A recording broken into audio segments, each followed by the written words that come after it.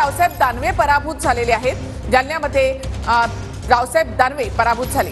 तर अजून एका भाजपच्या केंद्रीय राज्यमंत्र्याचा पराभव झालेला आहे। तीनही केंद्रीय राज्यमंत्री या ठिकाणी पराभूत झालेले आहेत। जालन्यामध्ये रावसाहेब दानवे पराभूत झाले आहेत। कल्याण काळे हे या ठिकाणी विजयी झाले आहेत। तर रावसाहेब दानवे हे पराभूत झालेले आहेत। रावसाहेब दानवेंसाठी हा सर्वात मोठा झटका म्हणावा लागेल। तर कल्याण काळे 1,17,000 मतांनी या ठिकाणी विजयी झालेले आहेत।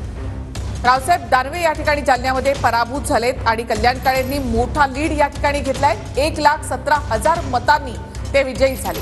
मनोज जरांगे यांच्या मराठा आरक्षण आंदोलनाचा मोठा परिणाम जालन्यामध्ये पाहायला मिळाला।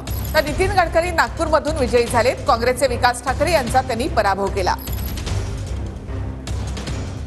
तर कोल्हापुरातून शाहू महाराज छत्रपती हे विजयी झालेले आहेत। विद्यमान खासदार संजय मंडलिकांचा त्यांनी पराभव केला। तर अपक्ष विशाल पाटील विजयी झालेले आहेत। सांगलीमधून विशाल पाटील यांनी मोठी लीड घेत त्यांनी विजय प्राप्त केलाय।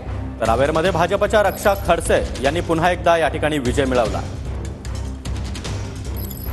तर साताऱ्यामध्ये उदयनराजे भोसले हे विजयी झालेले आहेत। शशिकांत शिंदे यांचा त्यांनी पराभव केला।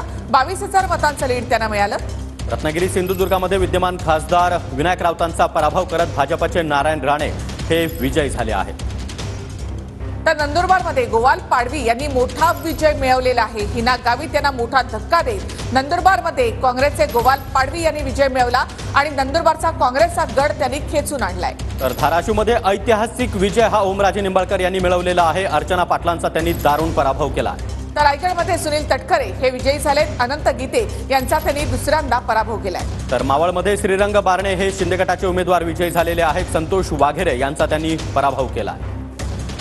शिरोरमध्ये अमोल कोल्हे हे विजयी झालेत। आढळराव पाटलांचा त्यांनी पराभव केलेला आहे। दुसऱ्यांदा त्यांनी आढळराव पाटलांचा पराभव केला।